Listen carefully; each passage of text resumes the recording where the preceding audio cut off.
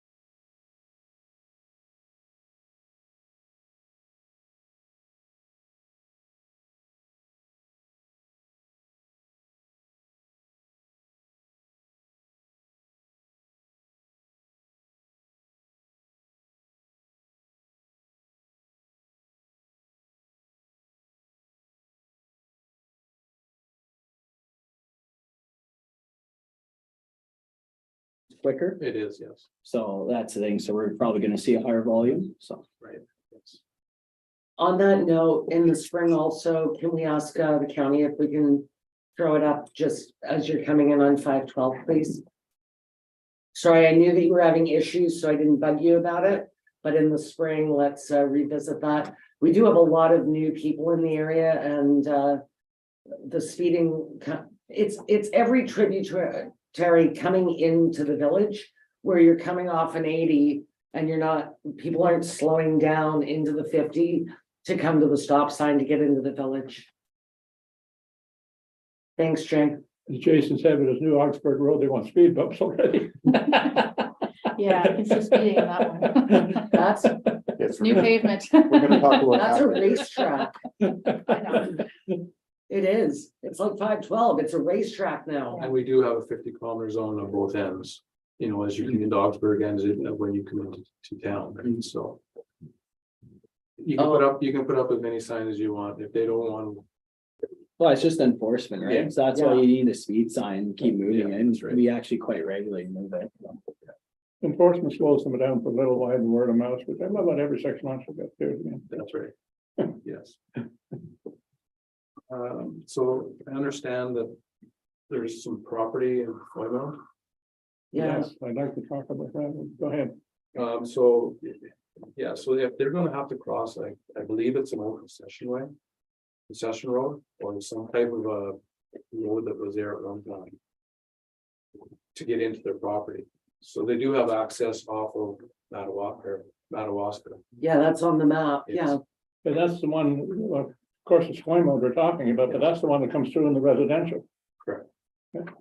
So then I don't really understand if they already aren't landlocked.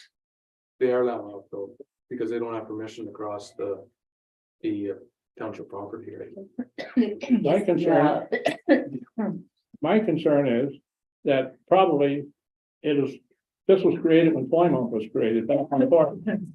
So that tells me that probably no harvesting has been done in the bush on that lot for a long time, Probably not. which tells me, how would you like to be living there when logging trucks start rolling out through that neighborhood? Particularly in the summertime when kids are playing on the street and whatnot, but I don't see any alternate route, but that's, I think we're going to get complaints, That parcel I don't believe is that big. right? The parcel of property there is not very big. No, it's not. Oh, I thought it was a whole 100 acres. Oh, No, I think it's only, but I thought it was all that was the, No, that map shows that it's basically just a yeah. town block. yeah, that's Yeah. that's what they want there, but the lot itself is 100 acres. Oh, yeah, The lot itself is attached to 100 acres, where there will probably be logging if it hasn't been logged since God knows when. Yeah. And they'll be coming right out through that subdivision, possibly. yeah. Because there's no other way out that I can see. Benoit Road. It butts right up the back of that. Like the back of that property would be on Benoit. Well, why are they not using that? I don't know. Because I've got grave, I say, this is my concern. Start logging trucks going through a subdivision, we're gonna get complaints. Well, what's your recommendation? If, I would recommend just to let them go across, give them permission. But I think they want it in writing or something because they wanna, Yes, that's what we Yeah, generally the do. lawyer- Yeah, we do. Any concessions that are closed, they have to get written permission from the township. So, Mr. Chair, will they? They are requesting to close the end of that road. Because they are applying to their neighbor has agreed to give them an easement through their property, so they have to go through the easement process through the county. And then they're gonna cross our road allowance, so they are asking to close and purchase that last little bit, which would still have to be surveyed and stuff, the last little bit of that road allowance. Is what their request is, and then if council is not willing to close it and sell it to them, which we sell for $5 per linear foot plus whatever the costs are, the legal costs, the survey costs and that. If we are not interested in selling it, then they would have to get an agreement with us to cross it, which is still has to be surveyed and registered on title and so on. So I think the question is, which would the committee rather, so staff's looking for direction from committee, which would you rather us do? Do you want them to just cross that portion of road allowance, or are you willing to close it and sell it to them? Not the whole thing, just the portion that they need access from, because their property is kind of the last on that, on the end of that. the block. I'm gonna say untraveled road. I'm not even sure that it's a closed road allowance, but it's an untraveled. And it's not going to impede any other property owners? No, Now, we'd have to ask the people that, abut. Right. If they wanted to purchase their 33 feet, Of course. and they may want to, or they may not. Okay, so why don't we say just that, is that we're willing to allow them to cross. But we can speak to the neighbor, and if they want to purchase their 33, then that makes it equitable and easy. If we're willing to close it and sell it, then that's the direction staff needs to move forward with that. And then, of course, it'll still come back to council as we go Right. through the closing and legal documents, but. And then we can hear if there are challenges with any other neighbor. that's right. Perfect, thank you. So now all the surveying is at their cost, Right, all the legal fees and all that is at their. Well, this is cost. this is no different than the process we did for Jesse Street. That's right. Right? Yes. So exactly. we've already have a precedence and we've already said it. Yeah. And Yes. So as long as we're consistent with what we've done, then I have no problem with it. And the steps continue anyways, like it Yes. comes back to this table as well. Yeah. So, no, I'm fine with what Janet suggested. That makes sense. yeah, Okay. done. Good. So you'll bring a proposal back to us, or we're doing the act now, creating the bylaw now? We will, yes, so what'll happen then, John, is if something will be sent out to the ratepayers. And then if they want to proceed with what we have, then everything will come back to the table again. Okay.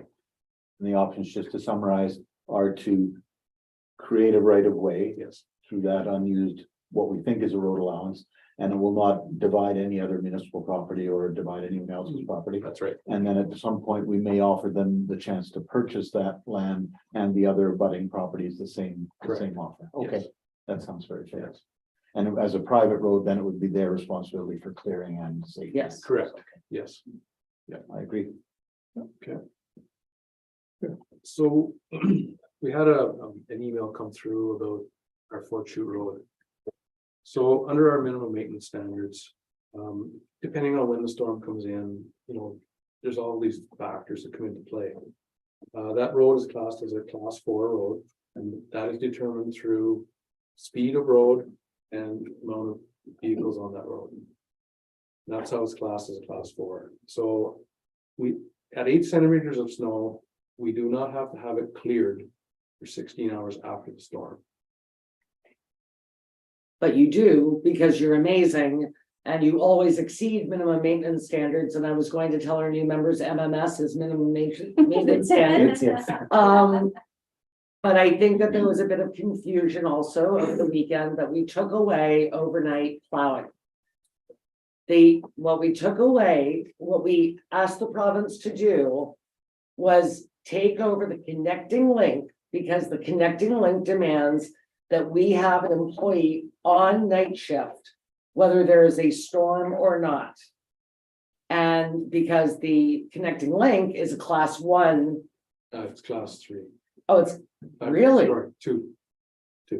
oh, right, of course, two, yeah, of course, sorry. So a class 2 road and the parameters for clearing that link are much higher than, of course, a class 4. Where there was confusion is if Jason knows that there is an incoming storm, he ensures that he has plow operators that haven't exceeded their hours throughout the week that can accommodate, say, coming in at 4 AM or 5 AM so that people can travel and so that school buses can run. So I'm not sure where the confusion came in that we plowed all the roads anytime we had a snowstorm every night.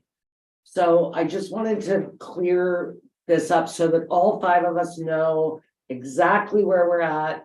But I don't believe that we've ever not come right up to our minimum maintenance standards, and most of the time far better. Of course, it depends on manpower, woman power, and machine. Yeah. So even like on the storm that we had on the week, during Friday and Saturday. That truck would have stayed right in town. It would have never got out of town because the connecting link would have to be plowed and material put down. And then if they weren't on that, they would have been doing side streets in town. Just to make sure that everything was, cleared enough by morning that, when the day shift come in, that everything could be cleared quicker. And that the truck then could get out of town and do other routes. The connecting link refers to highways 60 and 41 and their combined routes. Correct. Okay. Yes. Which is 3.5 kilometers. there you go. I was just trying to calculate what the province took over for, it's economies of scale. Well, because we're discussing it, like prior to me, Jen and I was just on, because I was driving through in a neighboring county actually, and then you see, I was right behind the plow truck, and it was a county or Ontario plow truck. They raise their blades up and they get the small municipality like ours, and then they lower it when they get out of it. And I said, how is this not in every municipality? Because look at the savings that had for us. Yes. And Yeah. morale booster, right? So.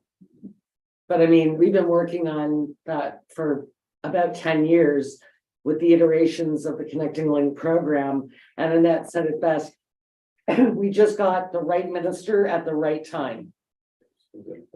Yeah. Good. So the contractor that's doing it now, their contract actually runs out in 23-24. So we will have to renew for next year again, but after that, we'll have to see who gets the contract. Exactly.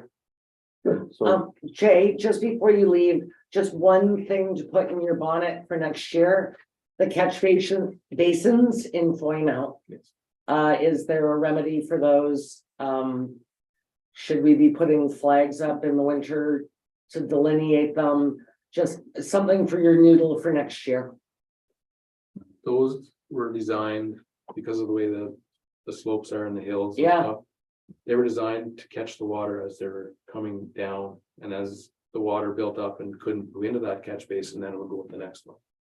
So that's why they're a little deeper than what they, Yes, there's some they're a little that are- deeper. this deep, but anything that is deeper than that, we have them marked, Okay, but.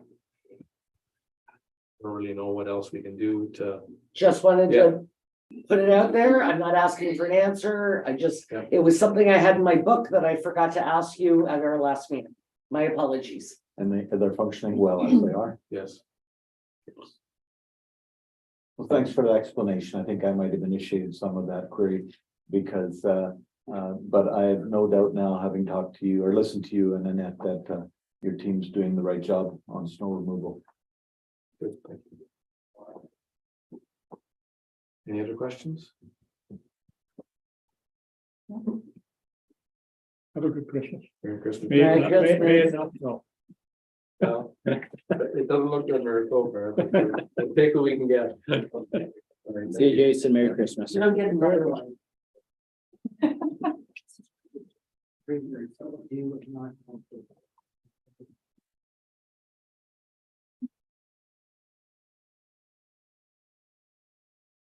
Darrell? Thank you. Your bill. That's perfect. I'm angelic. It's that. Oh, she said I looked angelic on YouTube. I know. It's glowing lights. I'm sure you did. It's a beautiful day out there. The evening angels can have beards. Go for it. So I came to answer your questions and probably ruin your day. It didn't ruin my day. No, I have concerns that you took stuff out of the budget I do too. to make it a little easier on our residents, which I really appreciate. I am gonna ask at our next EGC meeting if EGC has any money for water and sewer to mitigate some of the stuff that I fear you took out of this budget, Daryl. I think it's a solid budget. And I think you did right by the people in the village that are on water and sewer. And I really appreciate your work on this, and I'm sure you worked with Sandra and with Annette and made it the best budget you could. Well, I was trying, like, we can't continually borrow money, so. I'm trying to get by with what we're taking and hopefully, you know, in a couple of years, we'll get caught up again. Well, and I reckon, We may never, the way prices are going. That's. the- I'm sure we all recognize that reading your budget as well. But I also know that to not even sustainable, just at a minimum, we should be at about 6% and we're not. Yeah. So I truly appreciate that. We know that going into budget, our ratepayers, not only here, but all over, everybody is having trouble right now with food costs and fuel and heating and mortgages and all of it. So That's right. I think that you've done your absolute best in a terrible situation. And it did ruin my day a bit, but I think we gotta keep an eye though, if any, either federal or provincial government Yes. puts any kind of a grant out for Yeah. upgrading. Like what have you got here? 5 miles of old Well, lines? John Street is the one John we've been Street, eyeing so- for. Yeah, So but I what mean, the whole thing has been around for years. That's right. I'm gonna go to the engineer and see about what it would cost to get a design for there. So if there's money to come out, we can hand it and say, we're ready to go. We're shovel ready Yeah, project. shovel ready projects, yeah. Yeah. So that's one that I'm gonna try and get. The other thing I was wondering about was fire hydrants. Why don't you pawn those off on the fire department? Dave would love that. Who cares? He's leaving. The new chief worry about it. No, I'm kidding. I recognize that they're part of your department, but realistically, they're fire infrastructure. Their fire infrastructure, but they're connected to the water infrastructure. I'm thinking more on water quality, because we use them for water quality ourselves. Oh, I get that. I'm talking about the actual hydrant. Like, why is that not fire? So like fundraising and incentivization is the best. Yes, So if we have like 5 hydrants and we know we're gonna have to place in 5 years, I think Jen's what she's referring to is if we have other departments help out water and sewer as well for. I'm just spitballing, but I've always, I asked that years and years. You had a failure of the one, it was on Ridge, correct? Oaken Ridge. Yes, That was the one that was, and I wondered at that time why water and sewer replaced it and not fire. we've always done. Well, let's change the story, Daryl. And that probably, I guess that'd be, because it's connected to the water and sewer, yeah, makes sense. Yes, Because that was your old valve, it's not like your newer ones would have your valves are underneath, right? yes, So like Yeah. they're, like, that's not your direct valve, it's not the hydrant anymore. no, Yeah, no, it's not. I'm just putting it out there. So I can fix change a hydrant and just send them the bill. Do it now while Dave's still cheap. Yeah, we're keeping the bureaucracy. We've got a good fight it out. You better have a good budget. Anyhow, I'm hoping to do 2 more this year. We also have some valve issues in the streets, so that we have to do. Did you determined like your Melanie Street? Like you got that one fixed by the St. James School? Or was that still ongoing? No, we got that one fixed. Okay, We have one on Wellington and Patrick that's in bad shape. And now we have one on Patrick and Queen that's also leaking. is that the hydrant right directly on that? back No, corner? but these are just valves. Oh, they're just valves, oh, okay, The hydrant, I'd like to do something with that hydrant at the end of Bollinger Street West. yeah, Because the hydrant sits there, there's no valve to shut it off, so if something happens. I have to shut the street off back down as far as the liquor store. Oh, So- well, now that one's probably gotta be 40 years old, Oh, for sure. at least, eh? For sure. Yeah. And there's no valve and the sewer's right there. So is that probably the 2023 schedule or Yes. 2023 schedule one? Okay, because this budget, when I looked at it, that wasn't taking any consideration for anything from EGC, correct? No. no, Yeah, yeah, Because we that was quit, the first thing I noticed. we quit doing that years ago now, probably 5 years. ago. Yeah. okay, And that's why I'm wondering if there's opportunity now to start again reaping the benefit. I know that EGC had a tough few years with upgrades, with repairs. But now that we're through a lot of that, then now I'm thinking, is there now opportunity for that utility to start giving back the way it was before? And my biggest concern was your capital investment. And would that mitigate some of your capital investments? Not the ones in your budget, the ones you took out of your budget. Right, Yes, yes. well, yeah, and I thought in 2022 there was gonna be money going towards water and sewer, yeah, yes, yeah. No, I remember it was, not in 2022. because there were a couple of critical. Yeah. Anyway, that's something for us to discuss with the EGC board, but leave that with us, Darrell.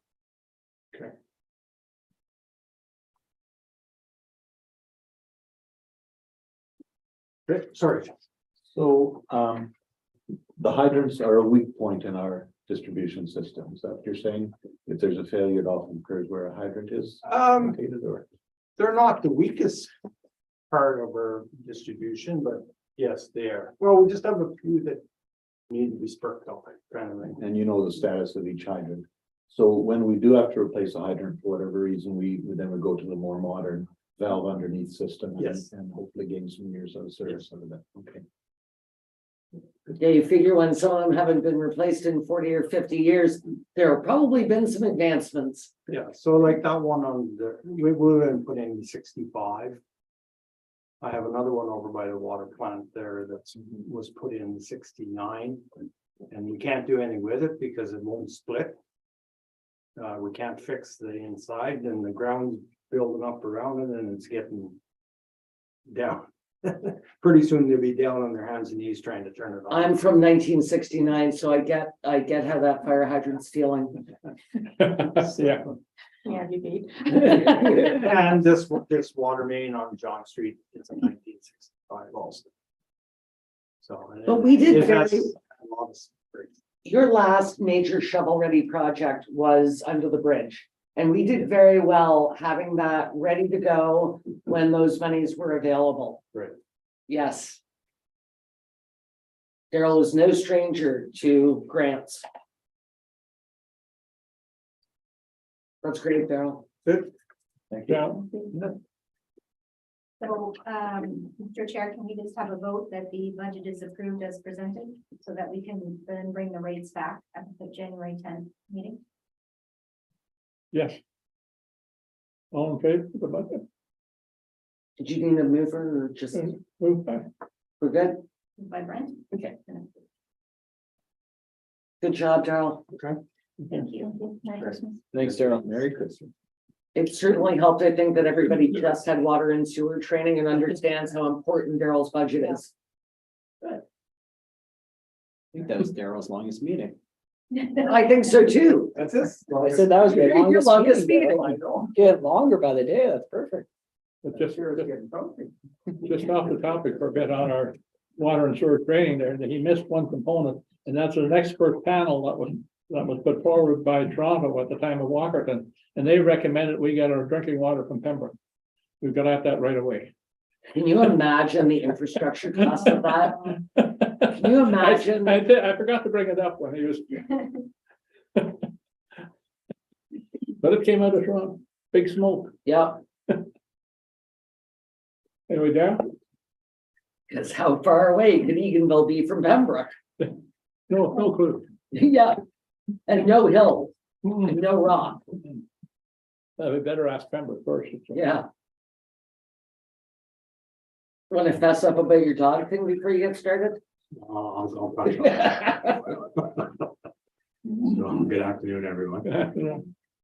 So we'll jump right into the monthly building report. So as you can see, we've exceeded last year's overall values. Yes, We are going to exceed permit numbers as well, not by a lot, but there's still a couple I've issued this month, and I have one pending right now. You had a heavy November though. Yeah, I was busy. Well, only 4. It was 4 last year, but Good money though. yeah. And we do have those apartment buildings that will be starting very soon, so Yeah. that's probably gonna be in the new year, so. And again, attached is the addresses of the, where the permits are for the month. This council wish me to continue to proceed with that. I like it as background, just in case I get a phone call. No, that's fine. Yeah. That's fine. Thank you, Daryl. So in building again, so I recently completed a municipal affairs course, online course. I'm just enhancing my knowledge, and I will be writing my exam sometime in January, once I book it. And again, at the start of the new year, we will be going into a soft permitting, it's an electronic permitting system. Province is trying to phase out paper permits altogether. So whenever they come in now, I will be loading them into the system, but eventually people that come in will have to load it in themselves. And they have to make sure all their paperwork's in order, because it will not let them continue if they don't have certain documentation. So we'll see how it goes. I think it's gonna be a while to get people used to the system. So There'll be a learning curve. for everybody, yes. Yeah. So is there any questions on building? Okay. So we'll move into bylaw enforcement. So this year in total, I had 17 complaints. I do have, it's a complaint driven, and the form I have that people fill out, and again, it comes to me and then I do my initial assessment. For the most part, all of them have been resolved. There's a couple lingering, and I've been working with the people, and some of them are gonna have to take a little more severe action, but eventually the line in the sand has to be drawn. So, but for again, for the most part, everybody's been good. I start with a form letter, get the conversation started, and then we work through it. So, Do you find there's an increase in COVID with some of these complaints with neighbors than there was previously? well, it's hard to say because I've only been here since March. When I was down in Greater Madawaska, I don't think that was the case down there. Mhm. A lot of it is, but typically it is a neighbor, you know, there's neighbors that just don't. I get saw your along. note on that. Yes, and I do get calls on that for neighbor disputes, and I will listen to them, but I tell them that the township will not get involved. Because it's really not our place, that it's more a legal matter. So, but again, I will sit and take the time and listen. So a bylaw complaint could be about a situation that has existed for 20 years and maybe a new owner of a property might realize something's not how they should be. It's possible, yeah, like there was one I received, the lady was complaining that their neighbor was putting gravel in and it was rolling onto her property, and I mean, I said that. What you really want me to do, you know, it's not an issue that the township's gonna get involved in, because we go down that road, so. Yeah, so that's it for bylaw, except any questions on bylaw? Okay, so I'll explain animal control.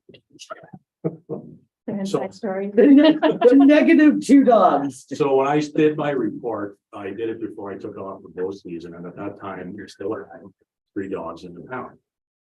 And when I found out that we had a couple more adopted, then the change was made, but not all of the change was made. So I apologize for that. That's So- on me. So right now we sit at 1 dog. The other 2 have been adopted out. It's been in there for quite some time. I don't know exactly if anybody's gonna have the patience to take this animal on. It's a fairly large dog. It's a white Pyrenees. Seems fairly aggressive. So we're not going to make a decision on it at some point what we're gonna do with it. So And that's the only dog in the pound, it's the only dog in the pound. ours or any other municipalities. Right. Okay, thank you. Yeah. I just want, Now that we've had an agreement with the SPCA, there was a dog picked up on Rosine Road and went directly up there. And after the 3-day straight hold, now it's up for adoption. So What about Great Pyrenees Rescue? I know through Lisa, she's connected with a lady who takes those in. Is there room there? yeah, we've reached out. I think the best thing to do is if someone's going to, even from Pyrenees Rescue, if they were to come in, they may want to assess the dog to see if it's, I'd say it's gonna take a lot of patience, I think, with this animal. So. And both Tammy and I have visited the SPCA on different occasions. I went up there just to go through it. And then she went up a couple of days later. So I have asked that they come in and speak sometime in February. yeah, Because as opposed to me trying to give information or ad, it would be coming directly from them. So I don't know if that's something the council is willing. to yes, take. I think that's an excellent idea. When I read this, I thought, let's cut out all the gibberish. Yeah. We'll just hear from them, know what their plan is. Yeah. Yeah, I think it's, if we're gonna go there, I want to know for sure, because there have been rumors and innuendo that the information that we have isn't exactly correct. And I want to make sure that if that is where we're going, then we are fully informed. So thank you for setting that up. So like right now, only Bonnechere Valley dogs are going up to the SPCA. Other partners will have to make their own arrangements. Okay. We will still continue to bring their dogs in. And then after a certain straight hold, we will put them up for adoption. Unless the owner comes forward to claim them, so. But for now, we're monitoring how many dogs come in and out and all that, because we need the baseline as well. Yeah, for sure. Thank you. Is it just dogs or is it any animal able to go there? Just dogs, yeah. Okay, so it's not cats. No cats, and we don't deal with large animals at all, so. I am working with, I'm trying to get a hold of a vet. They're very hard. I did reach out to Pembroke. They're not taking any more new clients on. And depending on if the dog is injured, severity, you may have to run it to Ottawa. So, but I'm trying to get something closer. It's difficult. I think that's a challenge for everyone, Yeah. trying to find a vet, doctor, dentist, anything. Yeah. Any questions on animal control?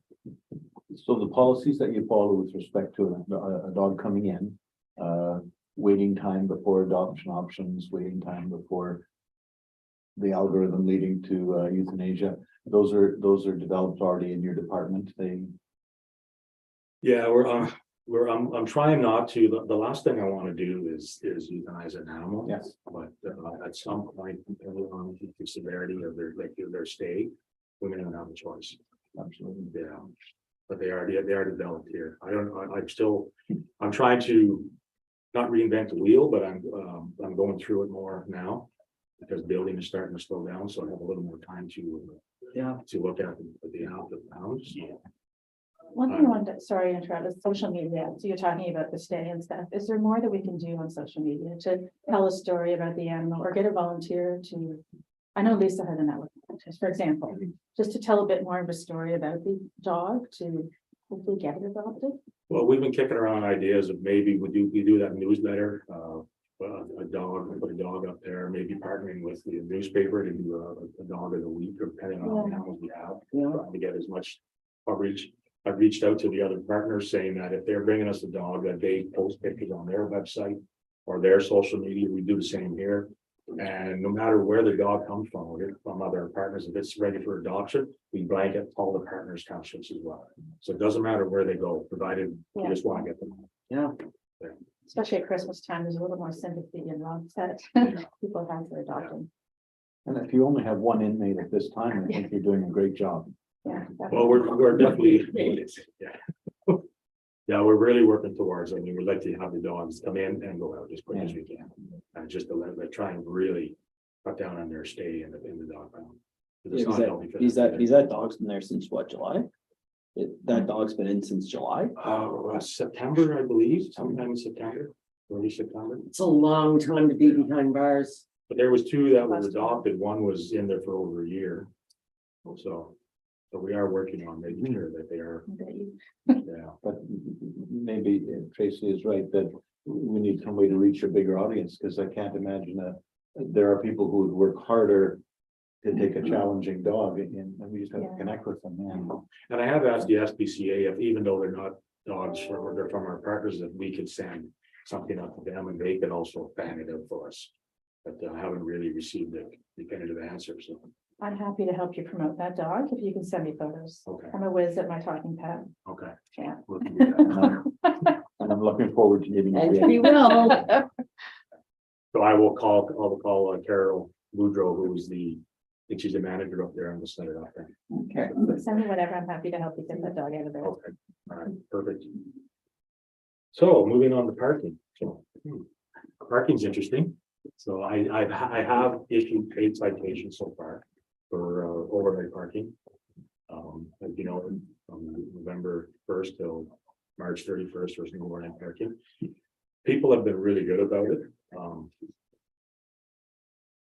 Someone actually come in and paid theirs today, so after a certain length of time, if they do not pay it's not a large fine, but if they do not pay it, then I have the option of taking it to the courts.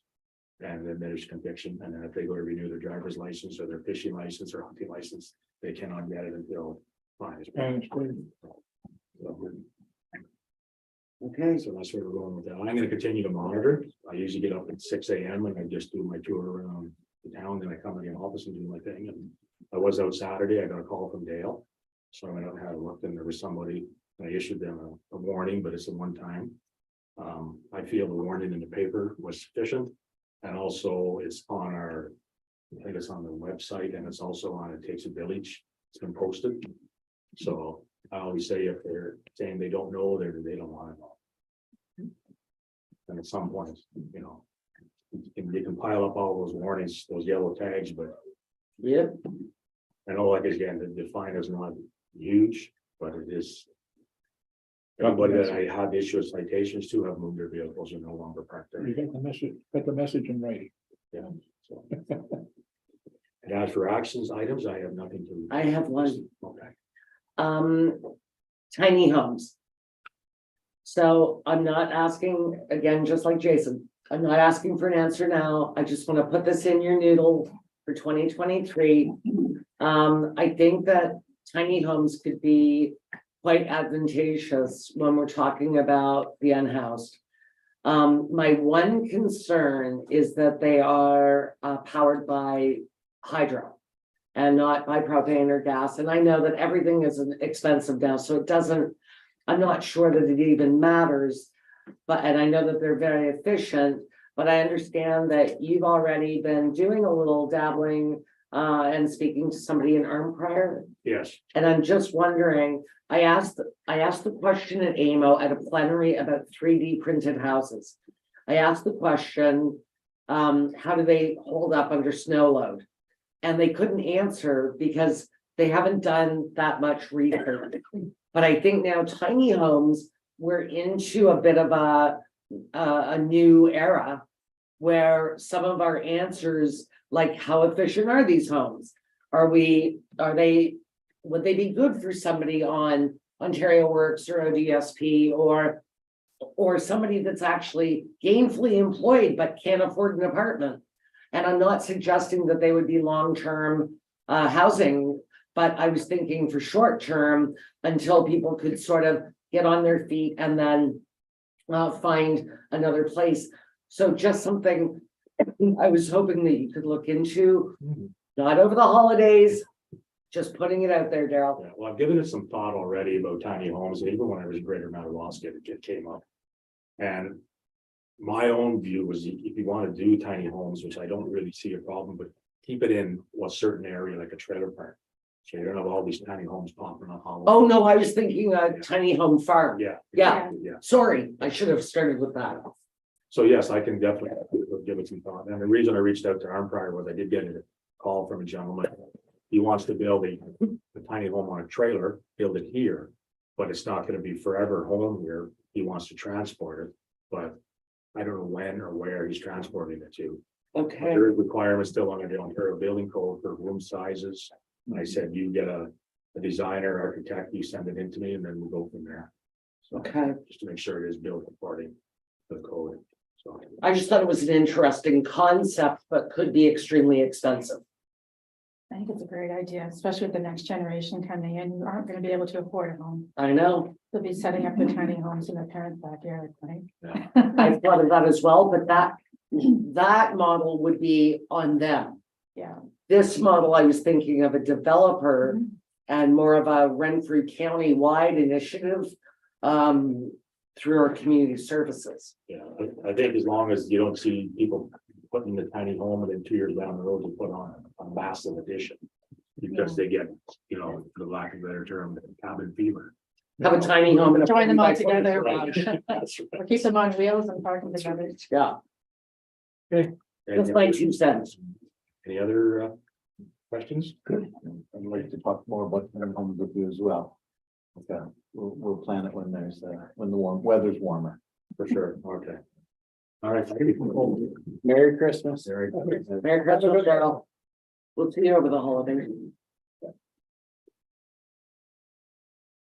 Kevin?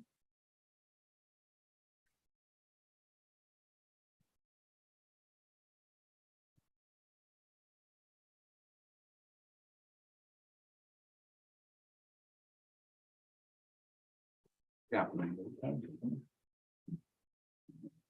So, anyways, my recreation report is, very straightforward, lots of, positives in it.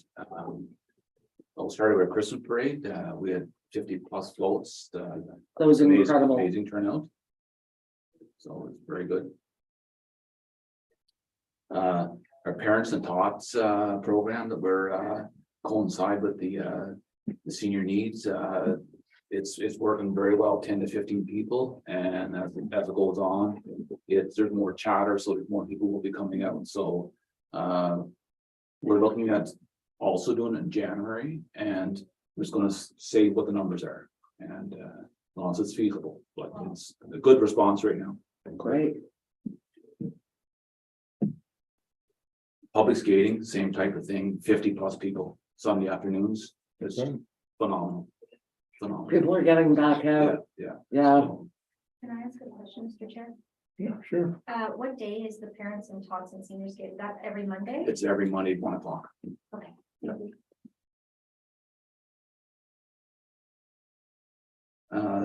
Same, I'll just go down to the Echo Center. They're running this, we're working together with the, so we already have 10 dates in January, every Monday in January, so we're hoping to continue on, so. fantastic. Centennial Park, waiting on Mother Nature to help us out, so we'll see what goes on. For the village, the Beaver Tails, were in here in the weekend past, and as you see, they donated the money to the food bank, which is a good location to go, so. And Jen, you were here for the tree lighting, on December the 2nd. That was fantastic. Brent was there too. Yeah. Brent, I'm That not was- sure. Yeah. I don't think we've had that many people since the very first year. Actually, even the guys switching the water meters came out and. Yes, you did. Yeah. And I was saying to Daryl how nice they were, and then they actually came to a community event. I was like, oh, this is great. They were at Rio when we were there for supper, and they were so impressed with the bridge lights. Oh, yes. It was great. It was great timing. Yeah, It was. yeah. We should have had those guys to our Christmas party. They were funny. Yeah, they were pretty funny. Yeah. Yeah, they had a great sense of humor. Yeah, that we had 100 cups of hot chocolate and I think we were pretty much at the bottom of the pot, never happened before, so. That's great. It was, and it was a great evening. Everybody was looking to get out. Yeah, no, it was really nice. I have a thank you to you in my mayor's address, so. Oh. Now the pictures of the Geo Trail, Phenomenal. before and after, you'd have to walk it prior to and then see the after, work, It's Yeah. incredible. very well done, very well done. And the wheelchair ramp at the curling club. Yes, yeah, it's Whoa. completed too, so, things are coming together, so it's just a matter of the timing of everything, so. Do they have a washroom now upstairs at the curling club? They will, Merv, it is Okay. not all completed Yeah, yet. if you can wash them for downstairs. It's fine to have the ramp upstairs, but That's all part of the project, the handicap door outside and inside, like so for the washrooms. Yes, So just questions background. The arena is owned by municipality. Is yes. it operated in concert with other municipalities, neighbors? What, no, but there is a user fee for participants that, Okay. that use the programs. North Algona pays a small amount into it. Okay. And likewise for the curling rink, is it owned by the municipality yes. and operated by the club? Yeah, And, okay. Perfect. That's pretty much the end of my report. I'd like to thank at this time, I'd like to thank council for Merry Christmas and. Happy Thank New you, Year in the Pam. future. And, great work this year. It's the year went by fast again. That's You good? that's the end of my report. Thank you. Merry Christmas. Thanks, Tim.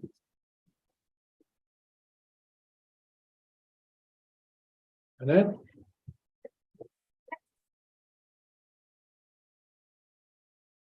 So if you look at my report, I'll have Sandra touch on the financials. But I basically just highlighted the fact that the general fund is in a deficit right now, but we did plan to take money out of reserves, which we haven't transferred yet because we don't have all of the capital bills in and we don't want to take out more than we need to. Water was there, Daryl was here touching on water and sewer. That was the main thing I wanted to highlight in the financials other than Sandra's report. Also, in 2021, the council approved the transfer of lands to the county of Renfrew for the improvements, not improvements of County Road 512. And now we have the transfer agreement, which will come tonight to be passed out by law in council. But I just wanted to at least bring it to your attention if you have any questions. And also looking to approve a per kilometer rate based on CRA rates starting in 2023. We've fallen a little bit behind the CRA rates, but hoping to bring them back up to where they should be. We really only have, like it's available to all employees, but we really only have two that use it. Our CBO, who of course uses their own vehicle, and Erica, who goes to the bank and the post office and things like that. So it's not a huge line on the budget, but I do think that if we're asking employees to be using their personal vehicles for township business, we should be paying them accordingly. And CRA is just so that it's not a taxable benefit. So Can I make a suggestion? Let's do a bylaw. I made the suggestion at county. We've done it with other departments. Instead of changing the bylaw all the time, our bylaw simply says that we follow CRA rates. yeah, I think if you look at the Done. resolution I did, it's not, doesn't say a number, but I want council to be aware of where it was moving, where we are now, where it's moving to now. But the resolution I prepared does just say CRA. It's just rates moving reflective forward. of this area, yeah. Yeah. Perfect. Okay. So. Sorry. That, I didn't have these before. no, any questions on that? Our CRA rate's still 52 cents per kilometer for the first 5,048 thereafter. They are 61 cents per 61. kilometer, 55. and then after 5,000, they're 55, yeah. But right now, we're 55 and 35, so.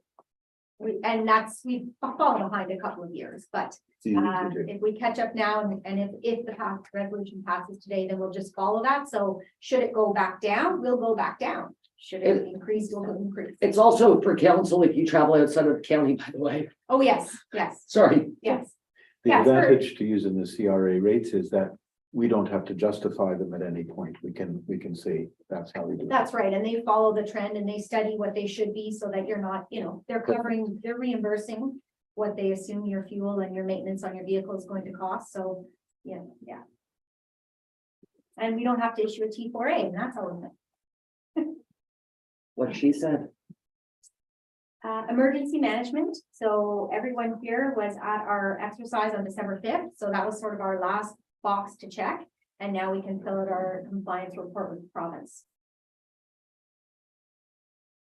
Health and safety, so every year, we're to bring our health and safety policy to council, so it's just the first sort of section of our policy, so that council can approve it on an annual basis. We didn't make any changes to this document this year, but just again, checking another box for our joint health and safety committee that that's the policy that we're following, and that's the procedure we're following. And Daryl Wagner is actually he is our management representative on that committee. Erica Rice is our secretary, and each department has a representative that comes forward, and if there's any health and safety concerns. Is health and safety, I'm on emergency management. You're on emergency Is management, that yeah. part of that? No, Oh, sorry. No. But Erica is my staff person. correct. Yes, Okay, she is our thank you. PMC. Yeah, she's also our secretary of health and safety. Yeah. So if there's no questions about that, it'll just have to be approved by resolution tonight at council. So in case Ministry of Labor ever shows up, we've got that box checked too. Now, the next one, we did discuss once before. It has to do with flood mapping. So sorry to bring this up, Mayor, but we did have flooding in 2017 and 2019 across a lot of municipalities in the county. And so the province was on site for both of those times. And so they've taken a lot of pictures with their drones, or they've got all this LiDAR mapping out and ready for us to use. So we never had the data before now. We now have a bunch of this data from 2017 and 2019. The province has said, we're willing to give it to you for free. So they're going to give it to the county, and the county has talked to their GIS mapping system, and they're willing to incorporate it all. Then the federal and provincial government came out with funding for this, which is 50%. So that's how it was kind of the perfect storm for this to all come together. So it would be a lot more money if we were to look at doing it ourselves. So you can see we applied, we got approved, and we applied through the county of Renfrew. The total amount of the project is $155,000. So $75,000 being the county's costs, and looking for the rest of the municipalities based on your based on your shoreline. We tried to figure out what's the best way to do it, whether it's population based or revenue based, or how we should do it. So we decided it should be the shoreline. So I think like Whitewater's portion is like $20,000. And Renfrew's is like 800. Yes, I know. So it's based on your shoreline. So our portion would be $4,660. So the county is basically asking for a letter of support saying, yes, we will contribute that to this project overall. I think it's very beneficial. I think if we ever have flooding in this area again, and we want to apply for disaster funding, the province is going to go, Do you have it? you've put some time into Yeah. this, and you didn't just go, thanks for the data. No, we don't want it, province, and we're going to carry on. So looking for direction to staff to say, yes, go ahead and produce that letter and send it to the county. Now, the 4,660, this project is over a 2-year period, so 2023 and 2024. So we can split it over 2 budgets. So that's the other good news story. So I'm really only looking for about $2,300 in 2023 and $2,300 in 2024. So Yeah. I think it's necessary, and I couldn't agree more. I think if this is a tool that the province and the feds are giving us, then if we do have to go back to them for funding, at least we can say, look, we invested in what you gave us. I have no problem with the funding, but do we have any input as to where is a floodplain, what isn't a floodplain? It's just gonna be along the river. It's just the rivers. That's Okay. all that the province Yeah. did, was the Ottawa River, the Boncher River. Okay. And they already did it. Because my concern was the purchase, the land that my neighbor purchased there has got all kinds of nice sandy beach. Oh. However, Oh. bad year it floods, but if they want to build it up, Yeah, and I don't want to get into where, oh, you can't do that. It flooded 10 years ago. yes, no, I understand that, and they're not using it for zoning I was- or Okay. environmental protection Okay. purposes. we're really using it as an additional layer on the GIS county mapping to identify sort of where the floods were. But you're right, if somewhere along the river, I think it's the rivers, I don't think, there might be some lakes involved, but it's my understanding. it's Mostly the rivers. mostly the Mostly rivers. right, okay. So it's probably already identified now, but yeah, Is this, because this was more to input it on, because we have the new updated like JS mapping is Yeah. what you're saying. Yeah. Because it's, but it'll be a lot different than how we ever do river management plan on. oh, like, yes. monitoring. Yeah. That's what I'm saying, and it seemed like it was, they're independent of each other, Yes. because we have the new, Yes. because the management plan has been put in Mhm. since like 2019 anyways. Yeah, Just like no, that, 2020, I no. think is in No, there. the plan delineates how far up and It's the down. draw, it's the Exactly. drawdown, right? But This is- yeah, there's like, there are two different beasts is the Yes. best way to Yeah. put it. Yes. Yeah, There's so just just, another layer on our GIS yeah, system, yeah. okay. So if you bought property on the river, you would be able to see where it flooded in 2017 and 2019. So that might be something you want to know. And so Yeah. it's not something that we would be regulating, but you would want to know, okay, well, I don't want to put something down there that, you know, you want to protect your Well, especially property since too. insurance keeps going up along any Yes. river area like this, that we didn't see some flooding and a lot of the sections even you have an increase because of the flood insurance. And you might even be able to use that To lower it, to yeah, lower it with your Yeah. insurance company to say, no, none of my buildings are in this floodplain. I have 2 years Yeah. worth of data from the province put together. Yeah, actually, the public might actually be able Well, to that's- use this data to. that's what I was kind of themselves. hoping, so a lot of people go. Say on back when impact comes, for example, you always have people that, Yeah. individuals that like say, no, I don't agree with the assessment score. So it's not different than, especially insurance keeps going up and everywhere, That's so. right, yeah. Just, it's just another tool in the pocket. No, it makes That's sense. what it Like, is, I think it's about around $4,500, so. So we're all good? Sounds like a win-win for everyone. Oh, yeah. $1 per ratepayer. We don't have to manage or store the system. It'll be available through county. That's correct. Best bargain. We don't do any of the GIS. It's a brilliant thing that the county does. Can we have a learning day on that part of the county sometime in the future? They don't like us to play with it though, John. No, I know, but it appeals to me as an old boy. So GAS, so I go on it all the time. But they limit what we can do. Oh, yeah, for public. What we can do and what she can do and what she can do are very different. Yeah, I will touch base with Jason Davis at the county and Yeah. arrange, I'm sure they'll be having some training in 2024, open to everybody, but I will certainly let them know that contact us, Fulton Valley is interested. And sometimes they'll come right here and do it individually, so. And it's a really interesting system, Yeah. but they really limit what we can touch. Is GAS, is that what it is? GIS. GIS, Global Information Systems. okay. Used to be mapping. companies, Geographic that's all gone information. now. Yeah, I was gonna Sorry. say, I'm not sure we came up with. Geographic, sorry, I don't know where I came up Into your with. fingers, we realize. Like so many G words, you know, it's. I know. Gorilla was next. It's all right. I'm having vocabulary issues today. You get your tongue over your eye tooth and you can't see what you're saying. So the last part of my report before Dana's report is the fire practice burn agreement. So we did put an agreement together. It was reviewed by insurance. We have the clauses in there to protect ourselves. So it's basically an old house that the property owners have said, you know, we have to demolish this house. Do you want to use it as part of your fire practice, which is great. Because we know that the fire department likes putting the wet stuff on the red stuff as opposed to coming in and doing training on a computer. So I'm very excited about it. They have been coming in here going, is that done yet? Where's that agreement? So anyway, the property owner did come in today. Yeah. I gave them 2 copies of the agreement. They're going to go and look at them, get their own legal advice, and hopefully it will come back and we can sign off on the 10th, and sometime before the end of January, they can have their fun. But it's all in the name of training. Yes, it is. Yeah. No, it is. It is important. It is important. And Even John doesn't even believe me. Like, yeah, John already has a pack of marshmallows for no, it. they actually have to do it in 2 stages. Like they Yeah. actually do it in 1 stage where there is no fire, where they go through the whole method of what they're going to do, just without fire, all geared up and ready to go. And then they actually set the fire and go through it again. So it's really good. It's quite the exercise. So how do they set the fire? Yes, that's a Look back. whole other, yeah. No, I'm just curious. actually, if you want to know, I'll tell you. Yeah. So they choose a spot that they know will catch. Okay. And so if it's arson, or if it's an electrical, or if it's, somebody left the stove on. If they have to bring in the Ontario Fire Marshal's office, I'm still learning not to use initials. And, or if they have to bring in a fire investigator, or an arson investigator. So it's a science, actually. Okay, so it's a learning process on all of those stages. Yeah, they don't just take a can of gasoline Or dynamite. and throw it, no, because that doesn't teach them, right?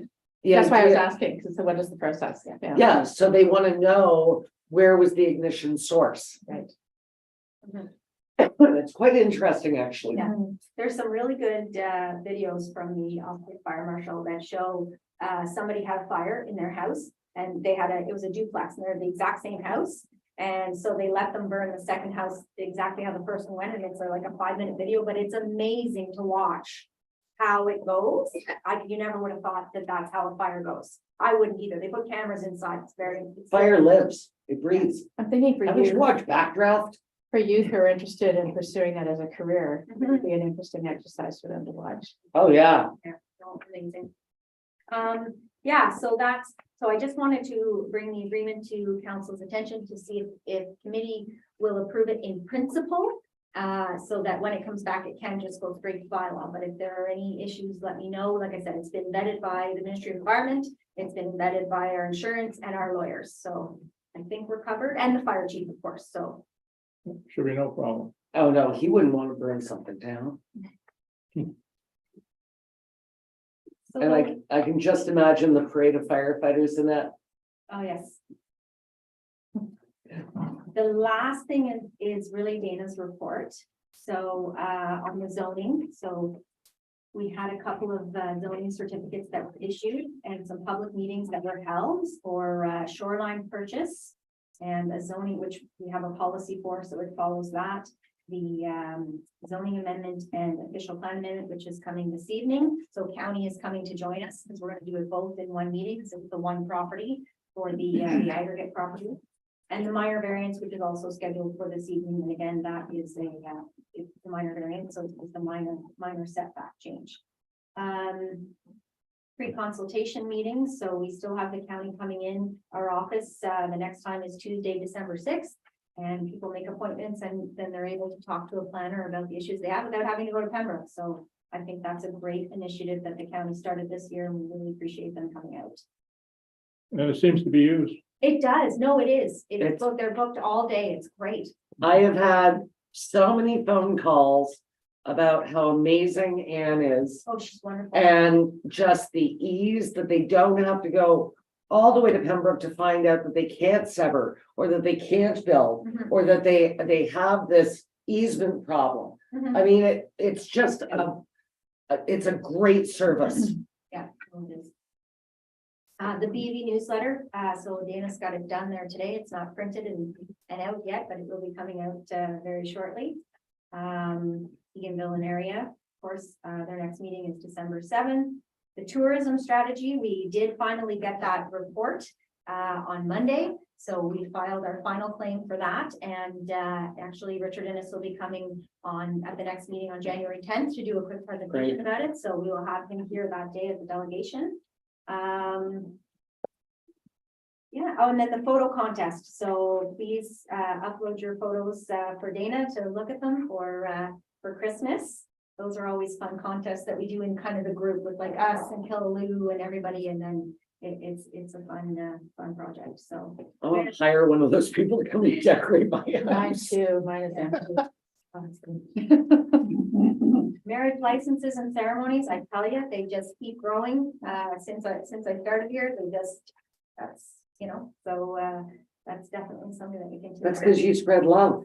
That's right, it's all about the love, we learned that in training, it's all about the love. Yeah, so I think that was everything, Had to be done. on this report other than the funding. So again, I just mentioned tourist relief, so the final report for that. We are going to submit the application to the Warden's Award. So I did ask Norfolk Reports to get their support letter into us by today. So hopefully it'll arrive and we'll be able to submit that.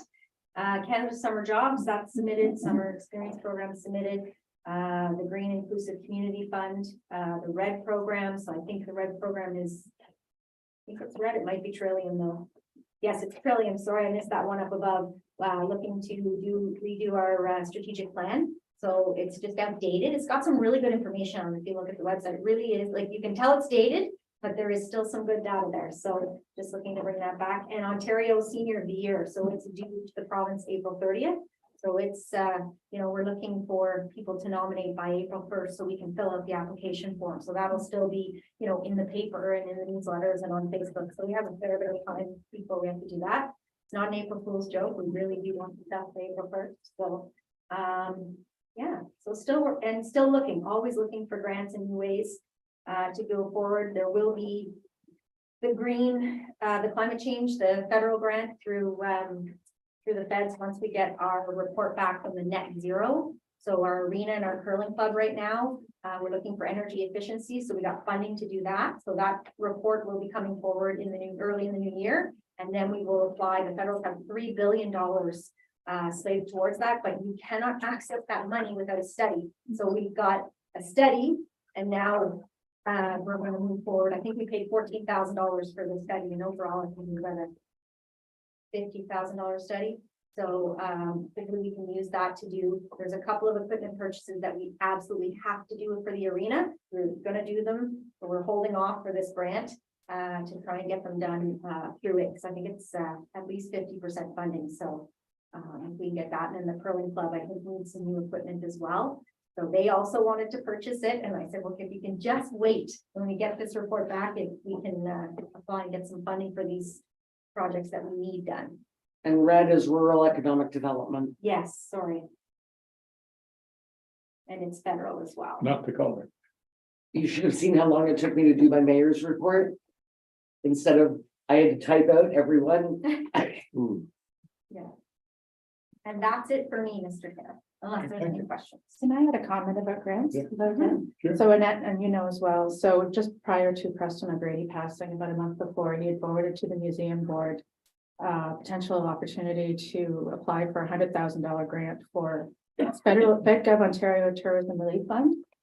So in 2 weeks, I put together a plan on behalf of the board and I submitted the application. So if we get it, it'll be $100,000, and it's not just for internal to the museum. It's so it's upgrades to the museum inside, like a security system and other things that they needed. It's also improvement in the downtown core. So we did a lot of asks for signage at historical locations, and then having more of a story, and then put in a QR code that drives them to a new and enhanced website. So I'm guessing in another few weeks we'll find out if we get that, but that's be significant if we do, and it crosses so many areas in town and supports. Great work. Great work. Crossed, yes. That was Preston's last involvement, I think, with the museum. Yeah, but you worked very hard on that, Tracy. 2 weeks I lived and breathed this application. Yeah. A lot of help, Kayla Desjardins and a few others, so. If you can find a big bundle of money, the drawings are on file for the back wall. Oh, don't get on her about that. We have that conversation. Well, we talked, part of the application is also for a winter fest, so I was gonna bring it up when you talk about the bunch of Valley Youth Action, so. Depending on if we get the money, we could do a week-long event, and we've already identified numerous vendors in the area. Go from artisans to, bringing back kind of the history of the area. But if we don't get the funding, I think that we can still, and I've talked to Dana about this as well, we could probably do a weekend long. Just a smaller initiative, event. Yeah, a smaller scale. yeah, but not at the back wall. Well, we did talk about artist festival when the weather's warmer, but if there's just, Sidewalls. people park there, which I kind of thought. I know. If it's that much of a concern, right? Don't think I know. it's there. Anyway, so that's just the. Cars can be replaced. Yeah. People can't. But the museum, we're looking at different grants too, and that going through the list to see what's available, because there's always the fear that they're drying up. Yeah. Fantastic. Yeah. Just on that back wall, I don't know if I told you, when they submit, the engineering firm submitted the drawings, it was yellow on white. You couldn't read the stupid thing. So my grandson is in engineering, called him, emailed it to him. He sent it back in about 10 minutes, and now it's in black and white. Everybody can read it. Wow. I guess that is an issue to be discussed during budget planning. Yes. As well. Thank you. No, I'm good. Thank you. Sandra, So if you just want to look at your balance sheet, so all the financial reports in your package. The cutoff was November the 30th, so we still got some time to go. So on page 1, our cash position right now is good. Taxes receivable are down almost $23,000 year to date from 2021, so that's very good. Our inventory will be reconciled at year end. And then if you skip over to page 4, you'll note our accounts receivable are up slightly from last year. Excuse me. We're not concerned about that at this point. It's an increase in the HST. So it's owed from the government, and there's a little higher owing from generations, so that's fine. And then down to liabilities and deferred revenue. And those will be reconciled at year end. At the bottom. Sorry.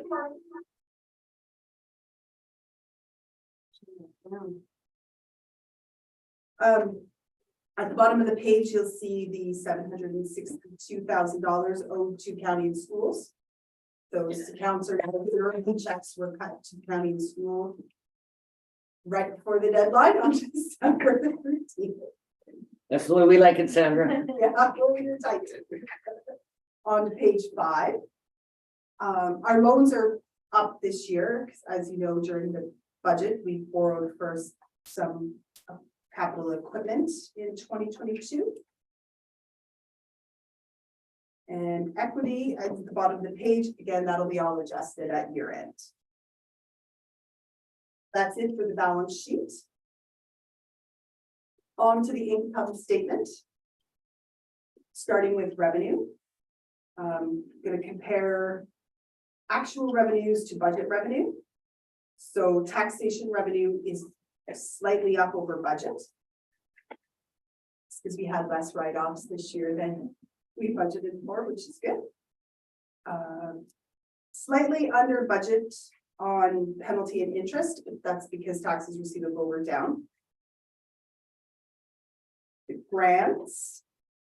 We're expecting the remainder of the grants to come in, hopefully before year end, the RIDE grant and the recycling grants. And as Annette mentioned earlier, near the bottom of the page, you can see we haven't done the entries yet for the transfers out of reserves.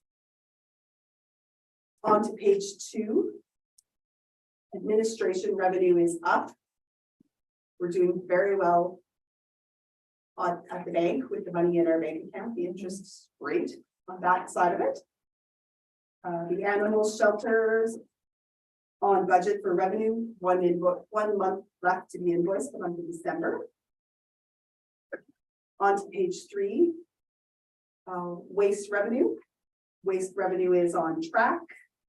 Probably be right on budget by year end. Recreation revenue is down, but so are the rec expenses for the year. And so as Annette had mentioned, it does look like at this time we're underfunded, but we still have those entries to do. So we're thinking it's all good. Expenses as of November 30th. Council's looking good. I think these will probably. We're cheap dates. Under budget, yes. On to page 5. The fire department is also looking good. Just some equipment purchases to come in and some capitals, maybe if they have anything left. And their final pay for the year as well will be in December, or was in December. It is done. On page 6, nothing to report on building or bylaw. Page 7, the admin expenses are looking good. 3 accounts look like they're under budget. Software licensing, accounting, and legal. The bills are on their way. Of course. Let's skip over to page 9. Roads, the equipment charges and the capital, those will be adjusted at year end as well as long-term debt. That'll bring that Veterans Align. Over onto page 10, landfill snow drifters. So it does look right now like we're under budget on the monitoring for the snow drifters site. But again, that's the 70,000 that she's budgeted to go into the for monitoring and post-closure expenses for the snow drifters site. We'll do that entry at year end too. The rest of the waste sites are looking good.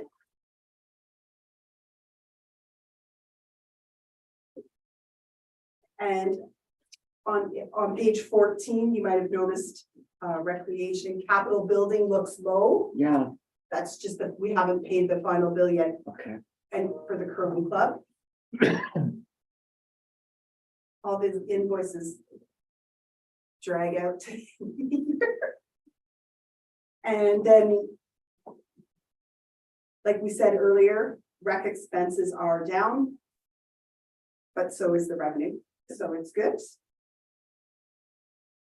And the rest of it looks good. Like Annette said earlier, we have it's showing a deficit of 164,000, but it's not really where we're at once we get the rest of the entries all done.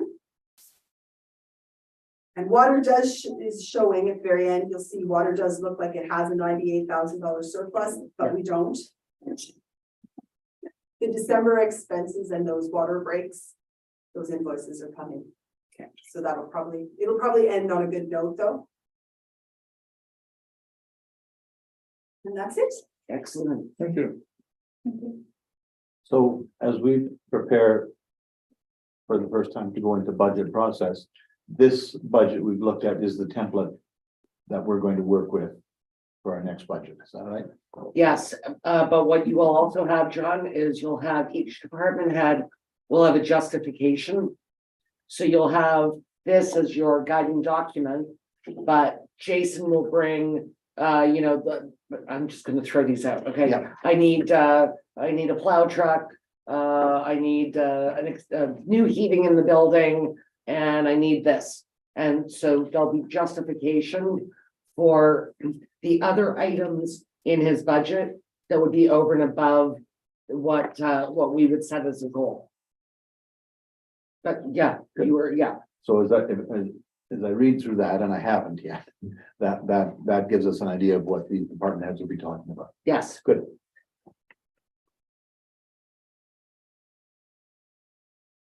Okay, Merv. Okay.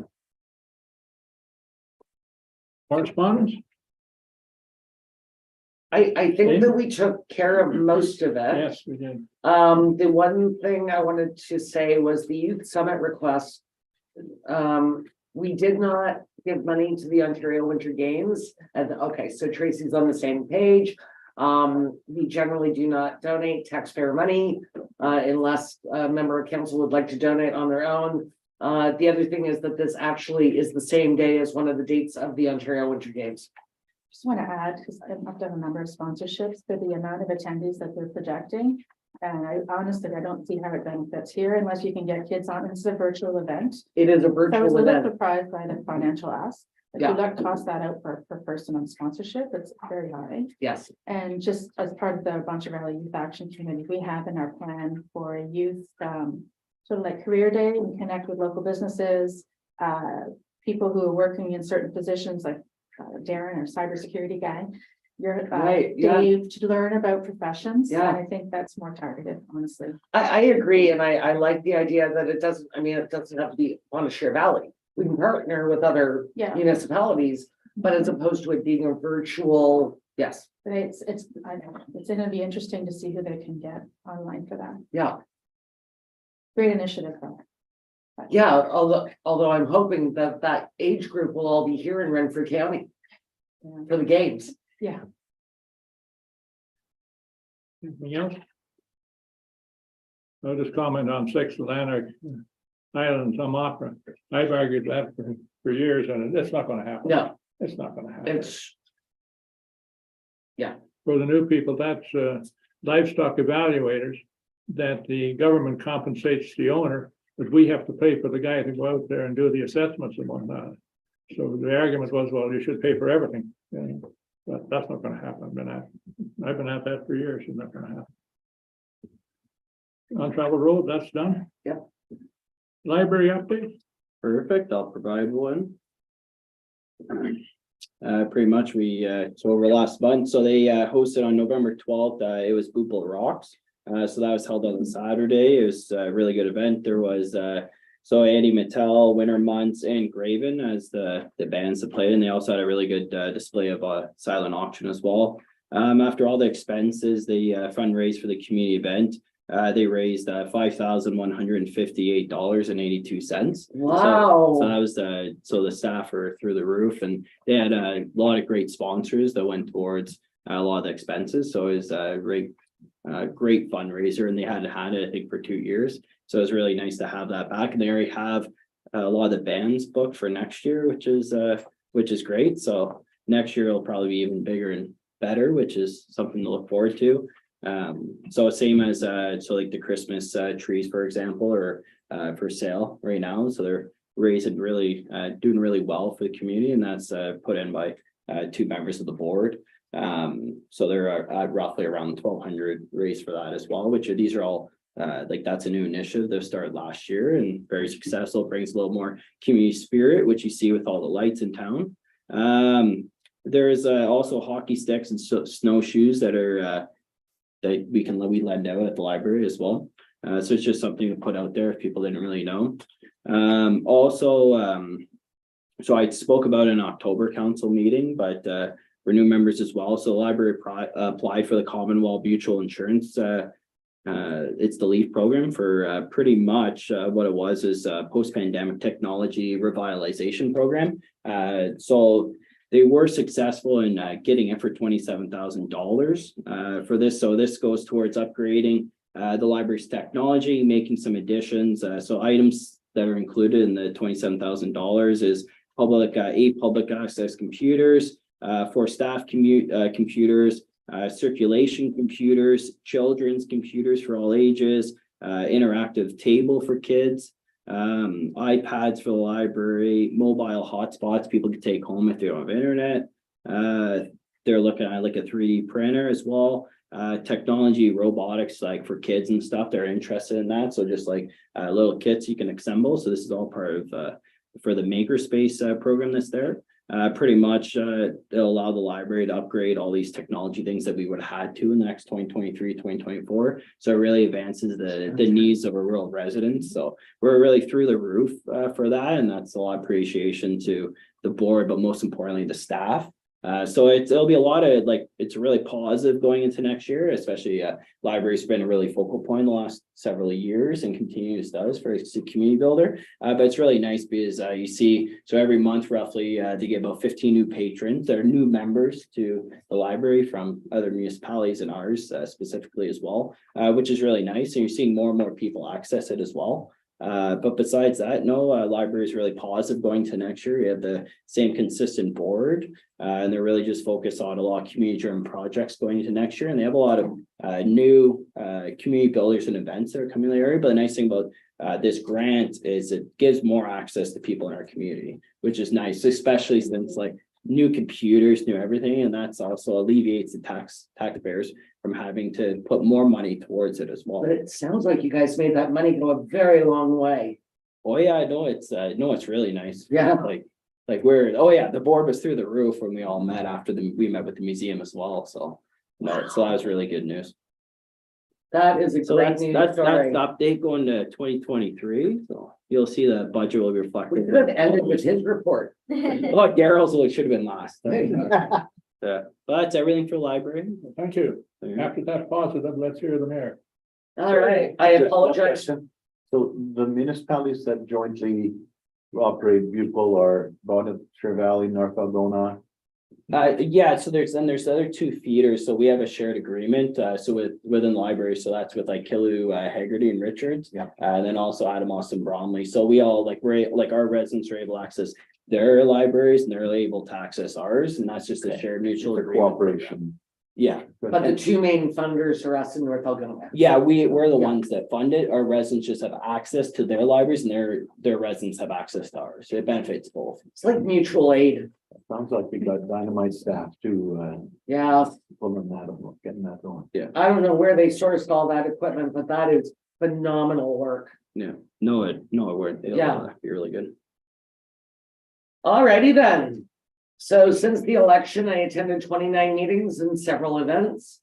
Before I get started, just two follow-up items. First, the Montessori Youth Action Committee scavenger hunt took place on Saturday, September 24th in Centennial Park. For our first initiative, it was a great success. All 10 teams had an amazing time. They're looking forward to it being an annual event. This committee, under Councillor Sanderson's leadership, will regroup in January to put out a call for volunteers and plan some winter events. As these unfold, Councillor Sanderson can report on progress. So Tracy, now what I'm going to do is I will not report on our youth activity committee. I will leave that to you. Okay, Do you have a big comment at the end or just next meeting? just next meeting. Yeah. Second, the Truth and Reconciliation Garden will be moved to Centennial Park in the spring.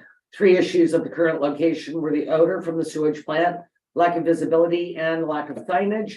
The volunteers led by Sherry Miller chose the location, and we're in touch with Kevin to ensure that any maintenance could be achieved around the garden. The Eganville and Area Community Development Group are looking at further signage next year, and I have asked that the garden have better signage in the village. I don't need to report on all of the orientation and training that we've been through over the past few weeks, but I wanted to take this opportunity to thank our CAO, Annette Gilchrist, for organizing the senior leadership team and outside sources to ensure that we are ready to hit the ground running in the new year.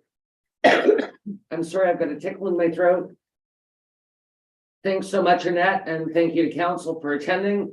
I know that there will be new questions as we move along, but I think we're in good stead to start. The Renfrew and District Board of Health met several times over the last 7 weeks. We thanked our outgoing interim medical officer of health, Dr. Robert Cushman, for his tireless work over the past 6 years. At this time, active recruitment for a new medical officer of health is underway. Former interim CEO Heather Daly was made permanent CEO, which will give the operation continuity and stability. I have not included stats on COVID or RSV in our area due to the fact that these numbers change substantially every week. We are still running about 2 to 3 weeks behind the rest of the province in all of our respiratory illnesses. The Eastern Ontario Regional Network has some new challenges with the new builds and co-locations due to delays in equipment. Uplifts have no delays. The duty to consult with our First Nation partners is going very well. Early 2023 will be very busy for Eorn and for Rogers. The Eastern Ontario, I'm sorry, guys. The Eastern Ontario Leadership Council was updated by our 3 working groups, which include workforce development and deployment, integrated intelligent transportation system, and technology integration and innovation. I will report more fully on these in our first meeting in the new year. The Ontario Winter Games is coming along very well. Committee has been hard at work in all areas, including sponsorship and volunteer recruitment. The dates again are February 2nd to 5th and 9th to the 12th, 2023. Ontario Winter Games merchandise is available for purchase at Renfrew County 2023.ca. The Eganville and Area Community Development Group is looking forward to planning projects and new opportunities for 2023 in January. New mural locations are also in discussion. I unfortunately missed our last meeting because I was with you all at our orientation. At the county inaugural meeting, Peter Eman was acclaimed warden. From previous experience with Peter's leadership, I'm certain we are in good hands. Through striking committee, I was once again made chair of finance and administration and remain part of the health committee. I am now chair of the intergovernmental ad hoc committee, which will liaise between the county and the city of Pembroke, as well as the provincial and federal governments. I also continue to sit on the Eastern Ontario Regional Network Board and the Eastern Ontario Leadership Council. This January, I will be running for Zone 6 for the Rural Ontario Municipal Association Board. as my nomination was certified by County Council last week. There was a special meeting of County Council on December 12th, 2022 for a few housekeeping ideas and a lot of council orientation. I was gonna bring the binder, but it was too heavy. It's about this thick. And I will tell you, the new county councilors, I think, were quite shocked when they saw it. On November 20th, the Eganville Skating Club hosted 1988 Olympic silver medalist Elizabeth Manley, who thrilled about 30 children on and off the ice. It was my honor to welcome Elizabeth and present her with some treats from Dana and Dave Berkeley's farm, a couple of local made items, and a pair of earrings from one of our jewelry makers, Kayla Desjardins. Kevin already touched on the tree and bridge lighting. I wanted to thank Michelle Robichaud and John Park Wheeler, Dave and Dana, Annette, and of course, Kevin and Emma. Also, thanks to Jason and his crew for preparing the bridge. We had an event for the Ontario Trillium Foundation for the pop-up art at Fifth Shoot. So lucky to be one of 3 destinations for these pop-up art galleries that bring art to small communities. Again, the Santa Claus Parade, huge success. I want to thank Rotary and a special thank you to Rotary President Maria Robinson for organizing a horse-drawn carriage ride driven by Mansell Jameson. For myself and Mayor Rose, it was so much fun. It was a riot. On December 12th, Premier Doug Ford, along with MPP Graydon Smith, Minister of Natural Resources and Forestry, and MPP Todd Smith, Minister of Energy, attended the county to celebrate the 175th anniversary of Herb Shaw and Sons, along with Warden Peter Emo, Mayor James Brose, and Mayor Michael Donahue. I was honored to be invited to greet the Premier and ministers at Shaw Woods Education Center. Thank you to the Executive Director of Shaw Woods, Steve Bolin, for hosting this event. It was I don't know what's going on with me. It was a pleasure to see my friends Graydon and Todd and to see Herb and Dana Shaw. Congratulations to the Shaw family for this incredible legacy. The Rural Ontario Municipal Conference will take place from January 21st to January 24th, 2023. We have requested 3 delegations with ministers. At this time, we are granted a delegation with the Solicitor General, Michael Kersner, regarding funding for firefighter certification, and a delegation with Minister of Transportation, Caroline Mulroney, regarding the future of electronic and autonomous vehicles in rural Ontario. But I feel like we already got a lot out of Minister Mulroney, so I'm not going to do a big ask. We have not yet been granted a delegation with the Minister of Municipal Affairs and Housing, Steve Clark, regarding new revenue sources for municipal government, including municipal bonds and the 1% local share on the HST. Annette and I were also invited to sit on an expert panel for asset management planning. This panel is made up of 3 municipalities of varying sizes and should be a very interesting event. We have already had our pre-planning meeting to ensure efficiency in answering questions. Also, the elections for the Roma board take place on January 23rd. So it should be a very busy conference, but I'm really looking forward to it. With that, from my family to yours, I wish you a very Merry Christmas, Happy Holidays, and a healthy and prosperous New Year. Thank you. Thank you. I guess we don't need to establish the next meeting. It's already established. January 10th. January 10th. Media. The only question that I have is, like with the animal pound, the dog pound. So, you're continuing the discussions with the SPCA, right? So the animals are sort of more like in transition here? Is it more like just a So we extended. stopping place, We extended keeping the pound open until April 30th. right? And in the meantime, council has asked us to just review all practices, review the practices with the SPCA and come forward.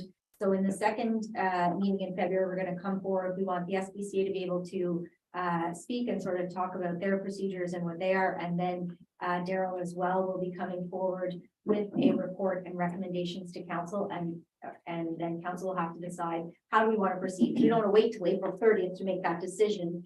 So right now we're in the data gathering That's stage what I was gonna is say. basically what we're doing. And so I think it's nice sometimes to have the other person come and speak so that it, as Daryl said, it's not third party. So we've heard from our animal control officer. We've now collected a whole bunch of data, so Daryl's going to analyze that, bring that forward, and we'll have the SPCA. So I don't think at this point council will be missing any puzzle pieces to be able to make an informed decision of how they want to move forward and want to have that decision before April. So right now, April is sort of the deadline date to make the decision for, but we don't want to wait till April to bring the information back to council in case there's a question or something that we have to go back and look at. So what I was sort of surprised or confused about is, like the statement is per the agreement, Bonnechere Valley dogs will be taken there shortly after they come into our possession. Correct. So was that the practice before? No, so we did sign an agreement with the SPCA. But so while we're looking at things, that agreement is in effect, but can of course continue or can be terminated. There is a clause in it. So while we're making our decisions, we're leaving all options open and just making decisions based on what's best for the dogs at the moment while we move forward with, what are we permanently going to do? And then we'll know, and then we will put those procedures and practices in place. Yeah, so like I said, it sounds like the dogs, it's more of a stopping place for the dogs. Oh, Like- for our dogs, Yeah, yes, for Bonnechere Valley dogs. right. Dog is found on the Ruby Yes. Road and it gets taken immediately. No, well, So, it or dep- shortly, like shortly 24 thereafter, hours, yes, that's right, kind of a thing. So I guess in essence, like the dogs are not really staying in Bonnechere Valley anymore, the dog shelter Yes, they are. they're not staying there for a long period for of 24 time. hours. No, yeah, we're moving them up to the SPCA. But not for a year. No, I understand Yeah. that. I understand that there's an issue with Mhm. the dogs. Like, I think people would be Yeah. very surprised to hear that there were dogs that they were there for a year. Mhm. And then there's this other huge dog that's, It's been there since that's there. September. I know, in a confined space, and I know that was brought up before. Mhm. But it's just, and I know for council, like this dates back to the previous council. Mhm. But it's sort of interesting, like with the discussion about the closure, and then it wasn't gonna close, it was gonna stay open. That's right. And that's why it's sort of interesting to realize that it's staying open, but at the same time, dogs are only there. The Bonnechere Valley dogs are only there for 24 hours, basically, and then they're off. Yes, to yes, the so they're, SPCA, yeah, But the so- other Or they're townships do adopted. not have. well, they They can't wouldn't be, be adopted that fast. no, Well- they can't be adopted out until they're in our possession for 3 days. Yeah. So if you lost your dog, Oh. it will not be put up for adoption for 3 days. But it gives us enough time to get it out on social media and hopefully, generally the owners do come, if they're Right. going to come forward, do come forward fairly quickly. Yeah. They're looking for their dog right away. So usually a 3-day window is not an issue. You've got your dog back in time unless someone else is looking after your dog and you're on holidays. I suppose that could happen, but hopefully Right. the person who's looking after your dog is looking for your dog too. So Yeah. we don't have very many dogs. That's something that that's one of the data points that we've been collecting. There's just not very many. So, I mean, when you're talking about dogs, I'll wait till Daryl's report at the end of February, but I want to say maybe we've had 3 in 2022 For Bonnechere Valley. for Bonnechere Valley. Yeah. And maybe 3 for outside of Bonnechere Valley. And, I'm gonna say, most of them have gone back to the owners. I don't think we adopted any that we took in 2022, other than the one right now that's up at SPCA.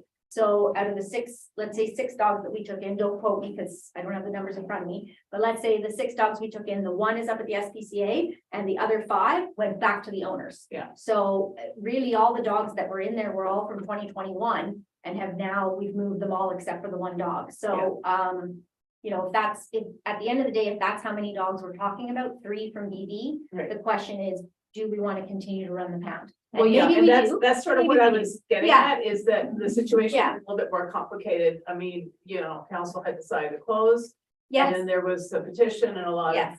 outcry in the community, Yeah. and, now the situation is a bit more fluid. And I understand that about, like, there's gonna be further discussion and that thing in April. but. Yes. I was, we're also getting better data as well. That the animals are already moving on. And, yeah, because like I said, I know it was an issue that people had diverse opinions on. And this dog that was recently picked up actually was injured and needed to see a vet. And as Daryl said, we are having challenge, the SPCA has a vet. And we are also having challenges getting a vet to look at the dogs. And you can't have a dog in your care that's injured. No, of course not. So, yeah, so there's a lot of reasons why why that specific dog was taken up directly to SPCA to make sure that it was in good care and being looked after. So. Yeah. I guess the objective overall is taking it to the SPCA is for the better care of the animal. Rather than sitting here where, it's part-time resources too that are managed pound pretty much, right? Like the dog is, priority should be the animal and getting the best care. At the moment, and Yes. that may be when council reviews all the data, if we decide to continue with the pound, then I just think we just have to make sure that the right policies and practices and everything's in place and that how much, we decreased some of the investment that we were putting in because we were losing a lot of money. So we're trying to weigh out what the financial implications, what about the dogs, what about, township services. So I think that there's going to be a very good fulsome report at the February 20th or maybe the second meeting in February, 21st, maybe. 21st. So there will be a good amount of data at that point, and then that still gives us time. If there is still something more that we need, we'll look at that too as well. Yeah, for sure. So. So the other question that I had was on the water and sewer budget, and like I had a copy of that in the agenda as well. And so the budget was approved, and then the rates will be set in January. Correct. And was there a target, like 2 or 3%, or what is that? So in our 6-year plan that we passed, the plan basically stated that we should follow inflation plus 1% in order to maintain the level of service that we're providing. And that means maintaining the assets in the condition they're in, which we all know is not perfect, but not horrible.